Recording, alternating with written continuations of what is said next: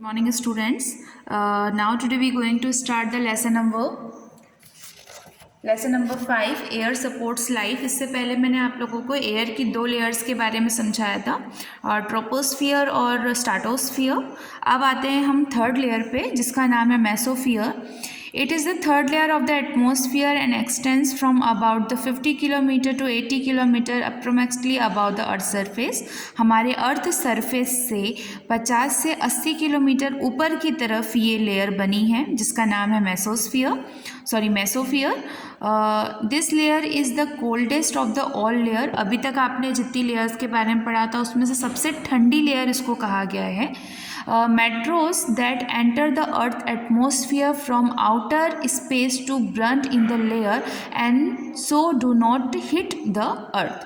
ठीक है, ये जो लेयर होती है ये तीसरी लेयर होती है, काफ़ी ठंडी मानी जाती है, बट इसका कोई डायरेक्टली कांटेक्ट हमारे अर्थ से नहीं होता। अब आते हैं हम फोर्थ लेयर पे, जिसका नाम है thermosphere. It is the fourth layer of atmosphere. It extends about 80 kilometre to 640 kilometre above of the earth surface. ये 80 से 640 किलोमीटर के ऊपरी हिस्से में अर्थ से है। This is the layer where artificial satellite the space settle orbit of the earth. ठीक है, ये वो जगह होती है जहाँ पर आर्टिफिशियल सैटेलाइट्स वगैरह। अब सैटेलाइट्स क्या होती है, आप लोग ये मोबाइल नेटवर्क, टीवी के नेटवर्क, न्यूज़ वगैरह ये सब कैसे देख पाते हो? न्यूज़ तो कहीं और टेलीकास्ट होती है और वो दिखती सारे चैनल्स में, क्यों? With the help of satellites. ठीक है, ये जो आपकी जितने भी इलेक्ट्रिक एप्लियंस, खासकर जो ऐसी चीज़ें हैं जो एक जगह रह के सब तक पहुंच जाती है, just like mobile phones, fax machines, mobile phones, TV, networks, ये सारे सैटेलाइट से कनेक्टेड होते हैं। और सैटेलाइट हमारी जो फोर्थ लेयर होती है वहाँ पर भेजी जाती है, बिकॉज ये अर्थ से काफ़ी ऊपर है। इट मीन्स 640 किलोमीटर ऊपर है। This is the thermosphere also has a layer called the ionosphere। This layer is a reflect to the radio signal back to the transmitted to the earth। ये ऐसी layer है जहाँ पर radio signals वगैरह, satellite, it means वही चीज़ है कि जो दूर भाषित केंद्र होते हैं, जो दूर रहने के बाद भी लोगों को एक दूसरे से कनेक्ट रखते हैं, तो वो सैटेलाइट की हेल्प से। और सैटेलाइट हमेशा थर्मोस्फियर लेयर में ही बिठाई जाती है। वो एयर ऑर्बिट्स होते हैं, जो छोटे छोटे कण होते हैं ग्रह नक्षत्र में घूमते हुए, वो इस लेयर में पाए जाते हैं। This layer reflect the radio signals to transmitter of the earth. This help is long distance radio communication, जिसकी वजह से दूर रहते भी लोगों का कम्युनिकेशन का मतलब होता है बातचीत आसानी से हो सकती है। ठीक है, पहले आप लोगों ने देखा होगा, कभी अगर आप लोगों ने पुराने रेडियोज़ देखे होंगे तो रेडियोज़ के ऊपर हमेशा एंटीना वगैरह लगा रहता था। वो एंटीना इसलिए लगाया जाता है ताकि वो सैटेलाइट से कनेक्ट हो सके। अभी भी डिश टीवी वगैरह आप लोगों ने देखा है, ऊपर घर के ऊपर छतरी लगाई जाती है, क्यों? और उसका डायरेक्शन आपको सिग्नल के अकॉर्डिंग मिलता है। उसका डायरेक्शन नहीं कहीं पर भी उसका मुंह लगा दिया जाए, ये किसी भी डायरेक्शन में उसका पॉइंट आउट कर दिया जाए। एक डायरेक्शन होता है जहाँ से उसको सिग्नल मिलना शुरू होता है। इट मीन्स उसी डायरेक्शन में आपका जो थर्मोस्फियर में भेजा गया सैटेलाइट रहता है, उस चैनल की तरफ से वो सैटेलाइट कनेक्ट हो जाता है। ठीक है, अब आते हैं हम लास्ट लेयर पर, जिसका नाम है exosphere. This is the outer most layer. Outer most यानी कि बिल्कुल जो लेयर्स बनी है उसके बाहर की तरफ। Which is the earth atmosphere merge with the space. This layer extends from about 640 kilometre to 1000 kilometre of the earth surface. यानी कि अर्थ से 640 से 1000 किलोमीटर दूरी पर ये लेयर होती है। Which of this layers has an different function which is more importance to sustains life on our planet. और यही फंक्शन है कि एयर होने की वजह से हमारे अर्थ में लाइफ पॉसिबल होती है।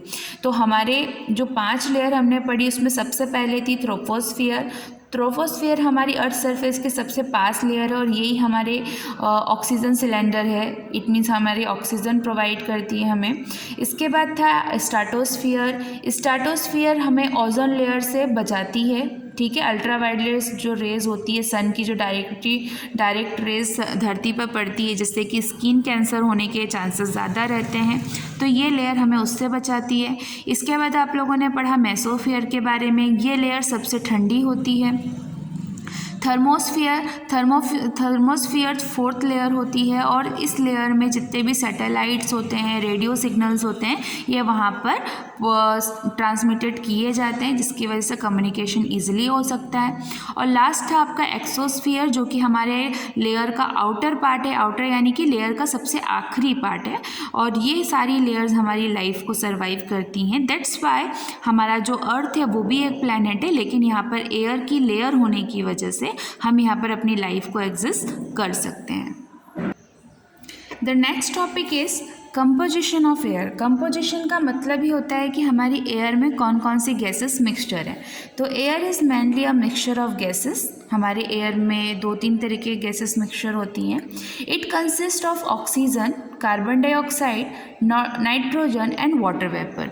वाटर वेपर इट मीन्स जो भाप वगैरह आप देखते हैं नदियों में, तालाबों में पानी भरा रहता है, लेकिन ज़्यादा गर्मी होने की वजह से भाप बन के आसमान में उड़ता है, वही जाके बादल बनता है। ये तो आप लोगों ने वाटर साइकिल में पढ़ा होगा, उसे हम वाटर वेपर कहते हैं। साथ ही साथ आप लोगों ने देखा होगा हमारी स्किन में भी पसीना वगैरह निकलता है, लेकिन अगर हम हवा में जाते हैं तो वो पसीना सूख जाता है।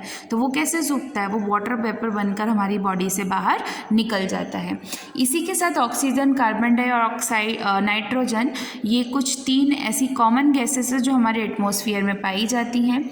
Beside this gases air also contain dust particles and smoke. All this components are present in the air in a different quantity. ठीक है, इसी के साथ जो गैसेस हैं उनके साथ साथ धुआं और जो डस्ट होता है यानी कि कचरा, ये भी एक तरीके से हमारे एटमॉस्फेयर का हिस्सा है। ये सारा प्रॉपर मिलकर अलग अलग क्वांटिटी का मतलब होता है स्टूडेंट्स, क्वांटिटी का मतलब होता है मात्रा। सबकी अपनी अलग मात्रा होती है, कोई 40% है, कोई 20% है, कोई 1% है ना। So let us learn about the various component of air.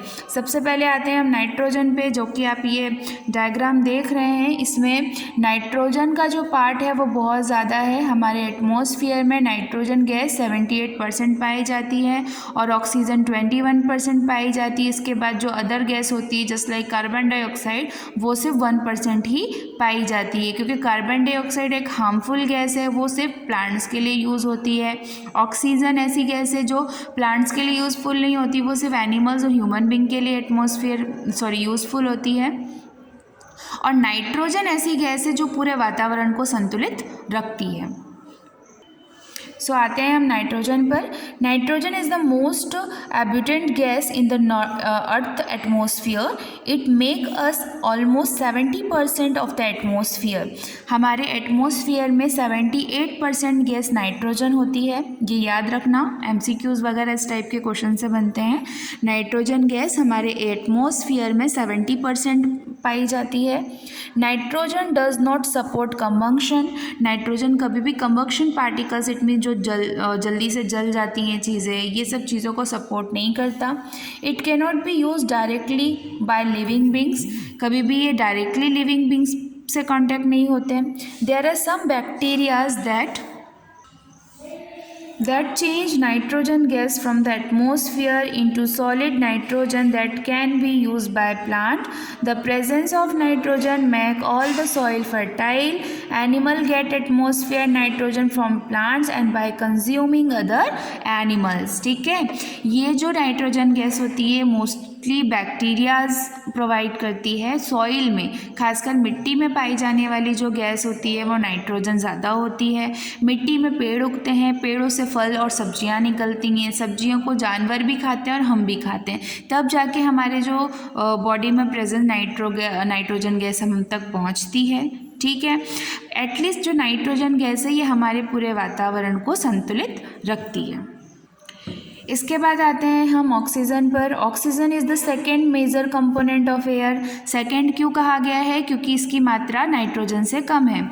It makes up about 21% of the atmosphere. ये हमारे एटमॉस्फेयर में 21% पाई जाती है। This gas is used by living organism of respiration. सांस लेने के लिए लिविंग ऑर्गेनिजम्स के लिए, जस्ट लाइक एनिमल्स और ह्यूमन बींग इनके लिए ऑक्सीजन ज़रूरी होती है। It is also support कंबंक्शन।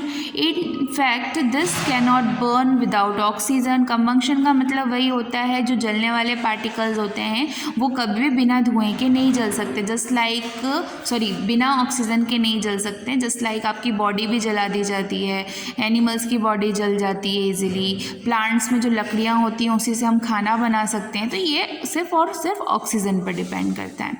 It is the replenished in the atmosphere by the plant during a photosynthesis. ठीक है, फोटोसिंथेसिस की एक प्रोसेस होती है जिससे कि प्लांट अपना खाना खुद बनाते हैं।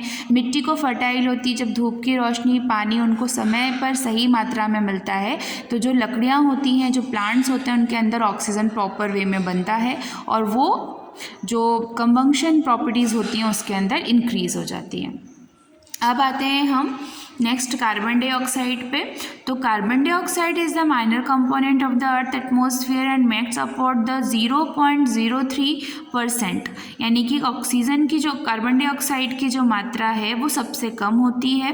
This gas help the plants perform photosynthesis to produce food. ये जो गैस होती है ये सिर्फ प्लांट्स के लिए यूज़फुल होती है, उनका खाना बनाने के लिए। Carbon dioxide is releases during the respiration by human beings and animals. अब होता क्या है ये आप भी जानते हैं, ऑक्सीजन हमें प्लांट से मिलता है और प्लांट्स को हम कार्बन डाइऑक्साइड प्रोवाइड करते हैं, यानी कि एक दूसरे पर डिपेंड है पूरी तरीके से। तो कार्बन डाइऑक्साइड का यूज़ सिर्फ प्लांट्स के लिए होता है और ऑक्सीजन का जो यूज़ है वो एनिमल्स और ह्यूमन बींग्स के लिए होता है। नेक्स्ट आते हैं वाटर वेपर पे। तो it is very minor component of air. It is in a gaseous form of the water and play an important part in the water cycle. ठीक है, इसका मतलब ये है कि जो वाटर वेपर होता है वो एक गैशियस फॉर्म होता है। गैशियस फॉर्म का मतलब कि जब वाटर साइकिल का प्रोसेस होता है, जैसे कि मान लीजिए पहाड़ों पे पानी जमा हुआ, वो मेल्ट होके नदियों तक पहुंचता है। नदियों का पानी पे जब सूरज की रोशनी पड़ती है, गर्मी ज़्यादा होती है, तो वो भाप बनकर वापस बादलों में चले जाते हैं। फिर बारिश होती है, फिर पानी नदियों तक पहुंचता है। इट मीन्स वो जो साइकिल है ना वो चलती रहती है। तो water vapour on the condensation form clouds, rain, fog and snow. Beside these gases, air also contain the trace of hydrogen, ozone, argon, carbon dioxide and methane. ठीक है, ये वाटर वेपर बाद में इन सारी गैसेस में भी काम में लिया जाता है। नेक्स्ट टॉपिक है हमारा प्रॉपर्टीज़ ऑफ एयर, यानी कि एयर की कौन कौन सी प्रॉपर्टीज़ होती हैं। Air has a many properties. This properties can be identified with the help of simple experiments. अब यहाँ पर आपको सिंपल कुछ एग्जांपल्स बताए गए जिससे आपको ये एहसास होगा कि हमारे आसपास गैसेस पाई जाती हैं। जस्ट लाइक सबसे पहले तो air occupies space and the extent pressure. Air एक प्रेशर रहती है, एक प्रॉपर स्पेस एयर को चाहिए रहता है। Take an empty glass and the tube filled water, यानी कि इसमें कहा गया है कि एक टब में आप पानी भर लीजिए और एक खाली ग्लास लीजिए। Invert the glass into the dip in the water, और उस ग्लास को उस जो टब है, पानी है, उसके अंदर डालिए। Does the water enter the glass, now tight the glass slightly. होता क्या है कि जब आप उस ग्लास को अंदर की तरफ पुश करेंगे और पानी उसमें भर जाता है, तो कभी भी ग्लास को खींचना वो बहुत ही ज़्यादा वेटी हो जाएगा, यानी कि उस पर भार ज़्यादा हो जाएगा। दिस आर एयर बबल्स, और आप उसको टेढ़ा करेंगे तो एयर बबल्स निकलना शुरू हो जाते हैं। Thus we can say the air occupy space. और कारण ये होता है कि जब आप ग्लास को अंदर की तरफ करेंगे तो बबल्स निकलना शुरू होते हैं, क्योंकि जो पानी है और जो एयर रहता है उसके कांटेक्ट में वो अपनी जगह बनाता है। उसके बाद जब आप उस ग्लास को पूरी तरीके से उस टब में के पानी में फिट कर दोगे और उस ग्लास को खींचने की कोशिश करोगे तो वो जो ग्लास है वो अपने आप भारी होने लगेगा। क्यों? क्योंकि एयर उसको चारों तरफ से लॉक कर देता है। तो ये था हमारा पहला एक्सपेरिमेंट। अब आते हैं हम अपने दूसरे एक्सपेरिमेंट में। ये देखिए, दो पिक्चर्स आप देख रहे हैं, एक बॉल नॉर्मल है और एक बॉल में एयर है। अगर ये बॉल नॉर्मल है तो क्या इसमें कोई वेट होगा? इसमें लिखा गया है कि एयर हैज़ अ वेट, यानी कि जो एयर होता है उसका वज़न भी होता है। आप लोगों को ये लगता होगा कि एयर का तो कोई वज़न नहीं है, नहीं। अगर हवा तेज़ चलती तो एक बड़े से बड़े पेड़ को हिला सकती है, वो इंसान भी हिल सकते हैं। इट मीन्स उसमें वेट ज़्यादा होता है। Take the defaulted football and check the weight, ठीक है। एक जो ऐसी बॉल है जिसमें हवा नहीं है उसका वेट आप करें, और एक जो प्रॉपर बॉल है जिसके अंदर हवा भरी हुई है उसका वेट करें, यानी कि उन दोनों का वज़न करें। दोनों के वज़न में बहुत फ़र्क होगा, तो इससे हम ये समझ पाते हैं कि एयर का वेट होता है। नेक्स्ट है आपका कि air contain water vapour. Water vapour कैसे कंटेन करती है एयर?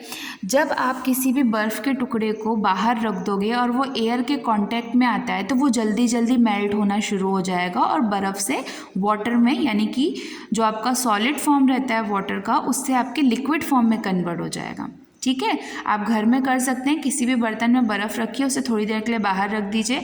हवा जैसे ही उस बर्फ़ में लगना शुरू होगी वो जल्दी जल्दी मेल्ट हो जाएगा। क्यों? क्योंकि हवा, जो वाटर वेपर्स होती है, हवा गर्म होती है तो वो पानी को ईजिली वाटर वेपर में कन्वर्ट कर देती है।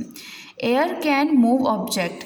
जो हवा होती है उससे जो ऑब्जेक्ट्स होते हैं वो भी मूव होते हैं। कपड़ों को आप लोगों ने हिलते देखा होगा, पेड़ पौधों के पत्तों को हिलते देखा होगा, तो ये सब हवा के एग्जाम्पल। इट मीन्स एयर के एक ऑब्जेक्ट टाइप है कि एयर में स्पेस भी होना चाहिए, वेट भी होता है, वाटर वेपर भी होता है, और उससे जो हमारे ऑब्जेक्ट्स होते हैं वो मूवमेंट करते हैं।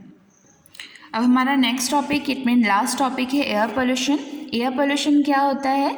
The air pollution refer the contamination of the atmospheric air by the harmful chemical gases like carbon dioxide, nitrous oxide and the carbon monoxide, as the well as smoke, dust and the other particles. It causes diseases in a living being. Air pollute also lead the acid rain. अब आप लोगों ने सुना होगा acid rain, जो बारिश होती है, जैसे कि कंपनियों से निकलने वाला धुआं या बड़ी मात्रा में जो गाड़ियों से धुआं निकलता है, व्हीकल्स स्मोक्स होते हैं, कंपनियों में केमिकल्स यूज़ होते हैं, उस केमिकल की वजह से कंपनियों से बहुत ही जहरीले पदार्थ धुआं बन के निकलते हैं, वो हमारे एयर के कॉन्टैक्ट में आते हैं और वो डिफरेंट टाइप ऑफ जो पॉइजनस गैसेस रहती हैं उनका निर्माण करते हैं, वो पॉइजनस गैसेस बनती हैं, और वो गैसेस जब हमारे एयर के कांटेक्ट में आती हैं तो जो बारिश होती है वो एसिड रेन कहा जाता है।